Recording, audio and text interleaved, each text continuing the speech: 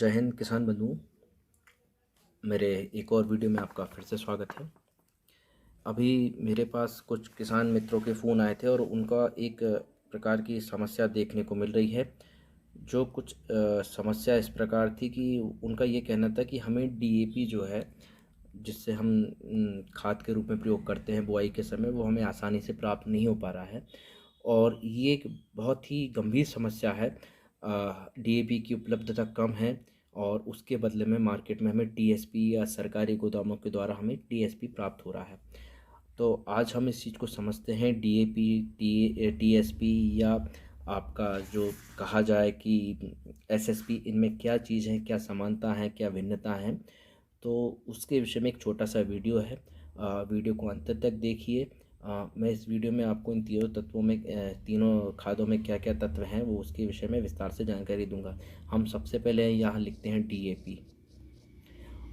DAP का पूरा नाम है डाई अमोनियम फॉस्फेट। ठीक है मित्रों। वहीं हम इसके बाद लिखते हैं एसएसपी। ये भी बहुत ज़्यादा प्रचलन में है। जहाँ डीएपी हम प्रति एकड़ एक बैग यूज़ करते हैं 50 kg, वहाँ हमें एसएसपी 150 kg यूज़ करना पड़ता है, मतलब 3 बैग। यहाँ इसका 1 बैग, वहाँ इसका 3 बैग हमें प्रयोग में लाना पड़ता है, क्योंकि इसमें फास्फोरस की मात्रा कम होती है। अब तीसरी चीज़ जो हमें मार्केट में आज देखने को मिल रही है वो टीएसपी।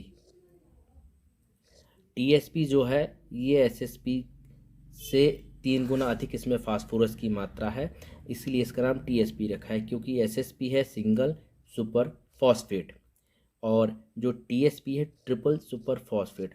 हम इसमें ज़मीन भूमि में हमें जो फसलों की स्टार्टिंग में, शुरुआती अवस्था में, हमें 3 तत्वों की सबसे अधिक ज़रूरत पड़ती है।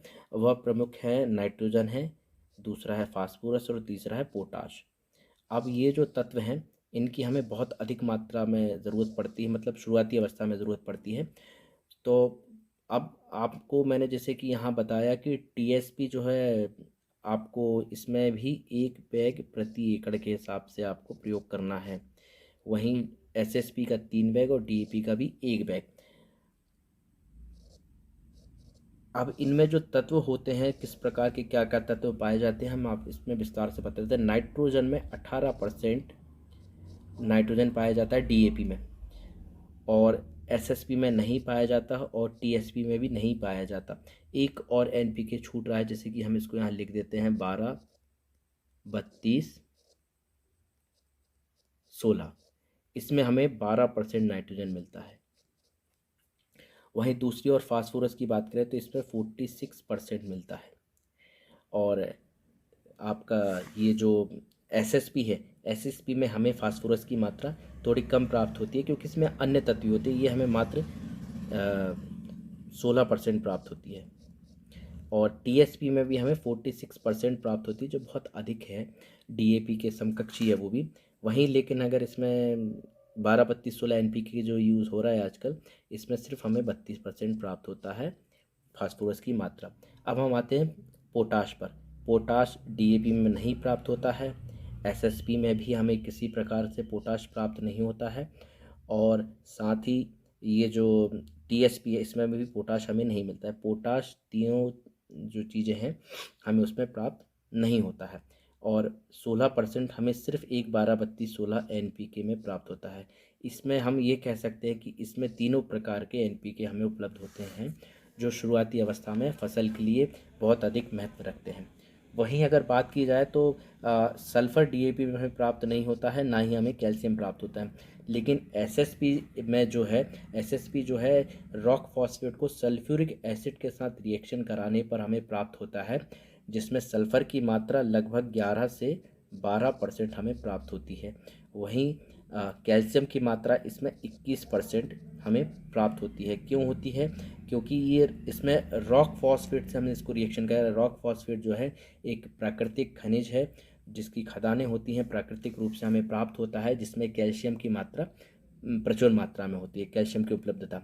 वहीं टीएसपी में हमें जो सल्फ़र है वो प्राप्त नहीं होता है, लेकिन हमें इसमें इस कारण से प्राप्त नहीं होता है क्योंकि एसएसपी को हमने सल्फ्यूरिक एसिड से रिएक्ट कराया, लेकिन टीएसपी को हमने हमें जो रिएक्ट करना पड़ेगा वो रहेगा फास्फोरिक एसिड। तो फास्फोरिक एसिड की रिएक्शन से हमें टीएसपी प्राप्त होता है, जिसमें सल्फर नहीं होता, लेकिन कैल्शियम की लगभग 15% हमें उपलब्धता मिलती है। वहीं 12 32 16 में इस प्रकार के दोनों खनिज प्राप्त नहीं होते हैं। अब ये चीज़ आपको समझ में आ गई है कि डीएपी में नाइट्रोजन 18% है और फास्फोरस 46% है। एसएसपी में ये जो तीन तत्व जो आपको दिख रहे हैं सिर्फ यही प्राप्त होंगे, और टीएसपी में आपको सिर्फ और सिर्फ फास्फोरस प्राप्त होगी और कैल्शियम। और 12 32 16 में आपको एनपीके के तीनों रूप में प्राप्त होंगे कम मात्रा में, जो आप और अधिक इसमें मिला के प्रयोग में खेत के जिस जिस चीज़ की आवश्यकता है उसके अनुसार और ज़्यादा मिला सकते हैं। अब हम बात करते हैं कि डीएपी में और टीएसपी में क्या फ़र्क है, क्योंकि किसान मित्रों ये कह रहे हैं कि हमें डीएपी आसानी से प्राप्त नहीं हो पा रहा है लेकिन टीएसपी मिल रहा है, तो हम टीएसपी का प्रयोग करें या ना करें। तो आप बेशक टीएसपी का प्रयोग कर सकते हैं, क्योंकि डीएपी और टीएसपी में बहुत फ़र्क है। आप सिर्फ ये मत देखिए कि इसमें नाइट्रोजन अधिक है और इसमें नाइट्रोजन नहीं है। हम इस पर नाइट्रोजन अलग से दे सकते हैं, ऐड कर सकते हैं, या फसल में ऊपर से दे सकते हैं। पर ये जो है लगभग 30 से आपको 40% आपके खेत में लगेगा। डीएपी का जो फास्फोरस है ये तत्व स्थिर होता है, ये फसल को आसानी से प्राप्त नहीं होता है। इसका प्रयोग बेसल डोज में ही करना चाहिए। जब बुआई के समय आप इसको देते हैं उसी समय इसका प्रयोग करना चाहिए, क्योंकि ये जो फास्फोरस है ये आपको जब भी फसल को प्राप्त होगा, आपकी फसल को पौधा इसको जब ही ले पाएगा, अपटेक जब ही कर पाएगा जब ये उसके जड़ के नज़दीक होगा। अगर ये ज़मीन की सतह के ऊपर पड़ा है तो जड़ ऊपर नहीं आती, ज़मीन के जड़ हमेशा ज़मीन के नीचे काम करती है, तो इसको ज़मीन के नीचे से उठाएगी और इसको 30 से 40% ही उठा पाती है। वहीं अगर हम टीएसपी की बात करें तो टीएसपी 80 से 90% तक फसल को प्राप्त होता है, पौधा इसको ले सकता है, जो एक बहुत अधिक मात्रा है। एक प्रकार से अगर कैलकुलेशन किया जाए, अगर ये 30% लगता है तो ये 15 केजी ही फास्फोरस प्रयोग में आएगा। वहीं अगर ये 80% भी लगता है तो लगभग ये 40 केजी ही फास्फोरस प्रयोग में होगा। फसल की जो 40 केजी है बहुत अधिक होता है। तो मैंने आपको बता दिया कि डीएपी का कितना परसेंट आपकी फसल को लगेगा और टीएसपी का कितना परसेंट आपकी फसल को लगेगा। दूसरी बात यह है, डीएपी घुलनशील नहीं है। अगर ये ज़मीन की सतह पर पड़े रहेगा तो ये बिल्कुल भी नहीं घुलेगा।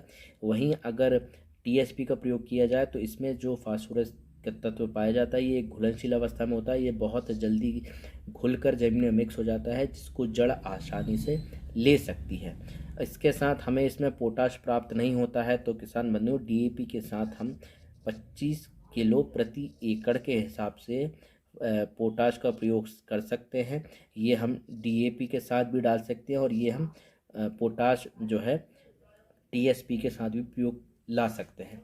किसान मित्रों इस चीज़ का ज़रूर ध्यान रखें कि डीएपी हो या टीएसपी हो या एसएसपी हो, इनका प्रयोग हमेशा बुआई के समय ही आपको करना है। बुआई के बाद इसका प्रयोग नहीं करना है, ठीक है ना। किसान मित्रों इसका आप ध्यान रखिए कि बुआई के समय ही इसका बेसल डोज में ही प्रयोग करें, क्योंकि अगर ये जड़ के नज़दीक रहेगा तो इसको फसल बहुत आसानी से और बहुत जल्दी ले लेगी, क्योंकि इसमें जो फास्फोरस तत्व पाया जाता है इन तीनों में, ये एक स्थिर तत्व है और ये गतिमान नहीं है, ये चलनशील नहीं है, ये चलता फिरता नहीं है, स्थिर पड़ा रहता है। अगर फसल की जड़ इस तक पहुंचती है तो इसको फसल ले लेगी, और जड़ अगर नहीं पहुंचती तो ये ज़मीन में फिक्स हो जाएगा और ज़मीन को जो है हार्ड बनाता है फास्फोरस। तो अधिक मात्रा में डीएपी या टीएसपी का प्रयोग भी नहीं करना चाहिए। डीएपी का एक कैलकुलेशन है, जैसे गेहूं का हम बताते हैं आपको, हम आपको छोटा सा कैलकुलेशन बताते हैं गेहूं का। तो गेहूं में आपको एनपीके की ज़रूरत पड़ती है 100 60 40 एनपीके, इन तत्वों की ज़रूरत पड़ती है केजी प्रति हेक्टेयर। वहीं अगर हम दलहन फसल की बात करें, जैसे कि चना का समय है, चना लोग लगाएंगे, तो चने में नाइट्रोजन की आवश्यकता पड़ती है 20%, फास्फोरस की आवश्यकता पड़ती है 50 से 60 केजी। वहीं पोटाश की ज़रूरत पड़ती है मात्र 20 kg। इसमें दलहन फसल में फास्फोरस की अधिक आवश्यकता पड़ती है। तो हम जैसे अभी गेहूं की बात करें तो गेहूं में आपको डीएपी का प्रयोग करना है कम से कम या अधिक से अधिक 52 किलो प्रति एकड़। ये आपको डीएपी का प्रयोग करना है। इसमें आपकी फसल को उतनी फास्फोरस मिल जाएगी जितना कि ये कैलकुलेशन में लिखा है ऊपर 100-60-40, ये प्रति एकड़ की दर से आप दें। अधिक देने से इसका कोई लाभ नहीं होगा। इससे आपकी ज़मीन और हार्ड होती जाएगी और जो कि बहुत ज़्यादा नुकसानदेह है।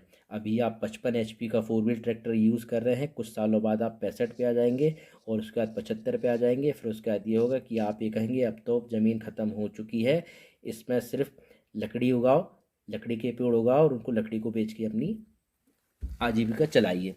पर इसमें आप इन सब चीज़ को छोड़िए, आप इस पे ध्यान दीजिए। आपको सिर्फ डीएपी